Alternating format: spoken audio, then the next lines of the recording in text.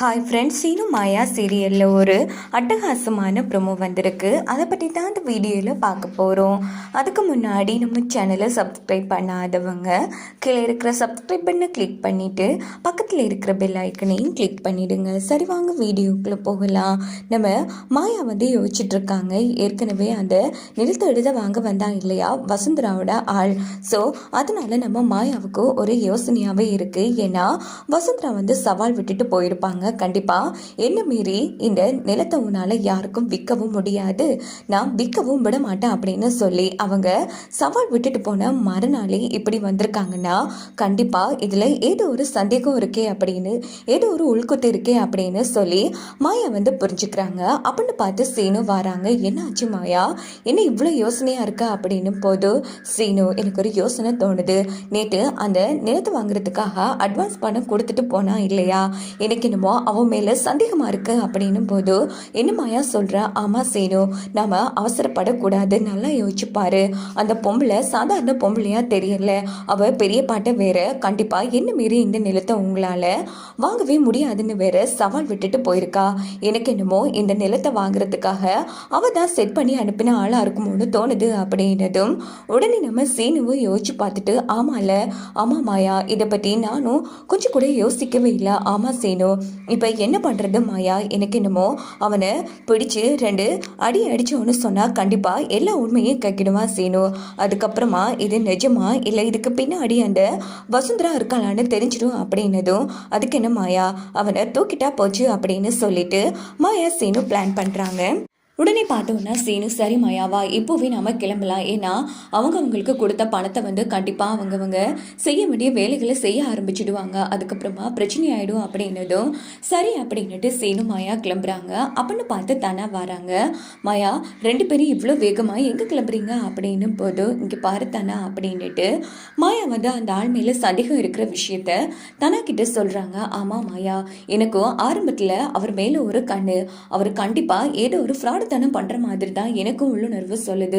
சரி மாயா, உனக்கு என்ன ஹெல்ப் வேணுமோ நானும் பண்ற, வா போகலாம். ஆனா இந்த விஷயம் வீட்டுல இருக்கிற யாருக்கும் இப்போதைக்கு தெரிய வேணா தானா, இதை நாமளே சரி பண்ணலாம், புரியுதா அப்படின்னதும் தனாவும் சரின்னு சொல்லிட்டு சீனு மாயா தனா 3 பேருமே கிளம்புறாங்க. அங்க பார்த்தோம்னா திட்டம் போட்டு சீனு ஒரு வழியா அந்த வசுந்தராவோட ஆளை கடத்தி ஒரு குடோன்ல கொண்டு கட்டி போட்டு வச்சிருக்காங்க. அப்போ இந்த பக்கம் சீனு இங்க பாரு, உன் மொழியே சரியில்லை, நீ நடந்துக்கிற விதமும் நீ பேசின விதத்துக்கும் இப்போ வித்தியாசமா இருக்கும். உண்மையே சொல்லுடா, யார் சொல்லி நீ இப்படி நிலத்தை வாங்க வந்த சொல்லு, அந்த வசுந்தரா சொல்லித்தானே பண்ண சொல்லு அப்படின்னதும் சார் என்ன சார் இப்படி பண்ணிட்டு இருக்கீங்க, உங்ககிட்ட நிலத்தை வாங்க வந்தது ஒரு குற்றமா அப்படின்னதும் நீ இப்படி எல்லாம் கேட்டா சொல்ல மாட்டேன் அப்படின்னுட்டு தனா மாயா ஒரு கட்டி எடுத்து அந்த ஆளை போட்டு அடினா அடி எடுத்து அடி அடிச்சு வெளுத்தெடுத்துட்டு இருக்காங்க. உடனே அந்த ஆள் அடி தாங்க முடியாம மேடம் நான் உண்மையை சொல்றேன் மேடம், இது எல்லாம் அந்த வசுந்தரா தேவி பண்ண திட்டம்தான், அவங்க சொல்லிதான் நான் பணத்துக்கு ஆசைப்பட்டு இப்படி நடிச்சேன், மற்றபடி எனக்கு இதுக்கு எந்த சம்மந்தமும் கிடையாது அப்படின்னதும் இதை கேட்ட மாயாவும் தனாவும் செம்மையா அதிர்ச்சி ஆறாங்க. பாத்தியா சீனு, நான் சந்தேகப்பட்டது சரியா போச்சு. ஆமா மாயா, இவனுங்க மாதிரி ஆட்கள் எல்லாம் நம்பவே கூடாது, அதுவும் மாமாவோட வீக்னஸ் தெரிஞ்சே நடிச்சிருக்கானா பாரு அப்படின்னதும் டேய் முதல்ல அந்த வசுந்தராவை ஃபோன் போட்டு இங்க வர சொல்றா அப்படின்னதும் மேடம் என்னை எப்படியாச்சும் காப்பாத்துங்க மேடம் அப்படின்னு சொல்லி அந்த ஆள் என்ன பண்ணுறான்னா லொக்கேஷனை வசுந்தராவுக்கு சொன்னதும் வசுந்தராவும் அந்த ஆள் இருக்கிற இடத்துக்கு வந்துடுறாங்க. இந்த பக்கம் பார்த்தோம்னா நம்ம மாயா ஓஹோ இங்கே பாரு, நீ தான் இதுக்கு பின்னாடி இருந்து இந்த ஆளை அனுப்பி இங்கே பெரிய பவையை மாட்டி அவரோட சொத்தை இழுத்தி எடுக்கலான்னு பார்த்தல அப்படின்னு போதும். ஆமாம், இப்போ அதுக்கு என்ன உன்னால் என்ன பண்ண முடியும், என்ன நான் தான் இதுக்கு பின்னாடி இருக்கேன்னு கண்டுபிடிச்ச திமிரில் பேசுறியா அப்படின்னு வசுந்தரா கேட்டதும் இங்கே பாரு, உன்னால எங்களை மீறி கண்டிப்பா ஏமாத்தி இந்த நிலத்தை வாங்கவே முடியாது அப்படின்னு மாயா சொன்னதும் வசுந்தரா நக்கலா சிரிக்கிறாங்க. இங்க பாரு, ஒரு விஷயத்த நல்லா புரிஞ்சுக்கோ, இந்த வசுந்தராவை தவிர்த்து வேற யாருக்கும் இந்த சொத்து போகாது. முக்கியமா உங்க பெரியப்பா அட்வான்ஸா 1 கோடி ரூபாய் வாங்கி இப்படி அக்ரிமெண்ட்ல கையெழுத்து போட்டு கொடுத்துருக்காரு. அதனால என்ன தவிர உங்களோட பெரியப்பாவால வேற யாருக்குமே கொடுக்க முடியாது, ஞாபகம் வச்சுக்கோ அப்படின்னதும் மாயா சீனு தானா அதிர்ச்சியாகிறாங்க. இப்படி கேவலமான பொழப்பு பொழக்கிறதுக்கு வெக்கமாவே இல்லையா? இப்படி ஒருத்தங்களை ஏமாத்தி அவங்க சொத்தை பிடுங்கணும்னு பாக்குறீங்களே அப்படின்னு சொல்லி தானா சொன்னதும், இங்க பாருங்க, நீங்க என்ன வேணும்னாலும் பண்ணுங்க, ஆனா உங்க பெரியப்பா அக்ரிமெண்ட்ல கையெழுத்து போட்டு கொடுத்துட்டாரு, இனி எதுவுமே பண்ண முடியாது, புரியுதா? முடிஞ்சதை பார்த்துக்கோங்க அப்படின்னதும், இங்க பாரு, குறுக்கு வழியில போற உனக்கு இவ்வளோ தைரியம்னா நேர்வழியில சம்பாதிச்சு கஷ்டப்பட்டு எங்க பெரியப்பா நேர்மையா வாழ்ந்துட்டு இருக்காரு, அப்படிப்பட்ட அவருக்கு நாங்க கெடுதல் வர விட்டுருவோமா என்ன? இங்க பாரு, உன்னால வாங்கவே முடியாது, உன் கண்ணு முன்னாடியே இன்னொருத்தங்களுக்கு கண்டிப்பா அதை நாங்க விற்கத்தான் போறோம் அப்படின்னு மாயாவும் சவால் விட்டுட்டு அங்கிருந்து கிளம்பினதும், இந்த பக்கம் வசுந்தரா தேவி செம்ம டென்ஷன்ல நேரா கிளம்புறாங்க.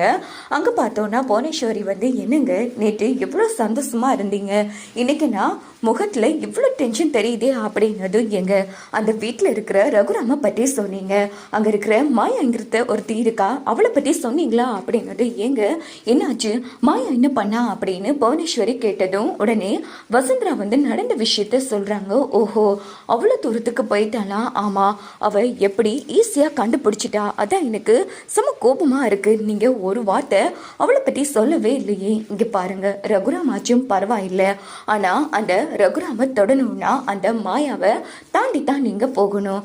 மாயா ரொம்ப பொல்லாதவ, அவ எப்போ என்ன எப்படி பண்ணுவான்னு யாருக்குமே தெரியாதுங்க. சொல்லப்போனா அந்த ரகுராமோட நிழலே அந்த மாயா தான், அவனுக்கு என்ன பிரச்சனை வந்தாலும் அவனை காப்பாத்திட்டு இருக்கிறதும் அந்த மாயா தான். அவளை எப்படியாச்சும் நாங்களும் விரட்டணும்னு பார்க்குறோம், ஆனால் முடியலைங்க, ரொம்ப கஷ்டமா இருக்கு அப்படின்னும் போதும், எங்க இதெல்லாம் ஆரம்பத்திலே என்கிட்ட சொல்ல மாட்டீங்களா? முதல்ல அவளை மடக்கிட்டுல நான் ரகுராமுக்கு கை வச்சிருப்பேன், நீங்கள் என்னன்னா இப்படி ரகுராம மட்டும் மொட்டையா சொன்னா என்னங்க அர்த்தம் அப்படின்னு போது, சரி இப்போ என்னதான் பண்ண போறீங்க? இங்க பாருங்க, அந்த ரகுராம் அக்ரிமெண்ட்ல கையெழுத்து போட்டு கொடுத்துட்டான், அதனால கண்டிப்பா எனக்கு அவன் அந்த சொத்தை கொடுத்தே ஆகணும், அவனுக்கு வேற வழி இல்லை அப்படின்னு வசுந்தரா தேவி சொன்னது. இல்லைங்க, நீங்க அவ்வளோ லேசா மாயாவை எடை போட வேணாம், மாயா சாதாரணமான பொண்ணு கிடையாது, அந்த குடும்பத்திலேயே அதிகம் படிச்சதும் அதிகம் புத்திசாலித்தனமான பொண்ணும் அவதான். அவ பண்ற ஒவ்வொரு விஷயமும் அவ்வளோ ஸ்மார்ட்டா இருக்கும். ஏங்க இப்படி புகழ்ந்துட்டு இருக்கீங்க? என்ன விடவா அந்த மாயா? இங்க பாருங்க, நாம ஒருத்தவங்களை குறைச்சி எடை போடக்கூடாதுங்க, அந்த மாயாவும் அப்படித்தான், நீங்க அவளை சாதாரணமா எடை போடாதீங்க. அதனால முதல்ல அந்த மாயாவை விரட்டிட்டு தான் நீங்க இந்த ரகுராமோட சொத்தை எழுத வேண்டியதா இருக்குங்க, முதல்ல அந்த மாயாவுக்கு ஒரு முடிவு கட்டுங்க அப்படின்னு புவனேஸ்வரி சொன்னது. சரிங்க புவனேஸ்வரி, நீங்க இவ்வளோ தூரம் சொல்றீங்க, சொல்லும்போது கேட்காம இருப்பேனா? அந்த மாயாவை நான் ஒரு வழி பண்றேனா இல்லையான்னு பாருங்க, அதுக்கப்புறமா முழு சொத்து எனக்கு தான்ங்கிற மாதிரி சொல்லிட்டு வசுந்தரா அங்கிருந்து போயிடுறாங்க. இதோட பார்த்தோன்னா இந்த ப்ரோமோ முடிச்சிருக்கு.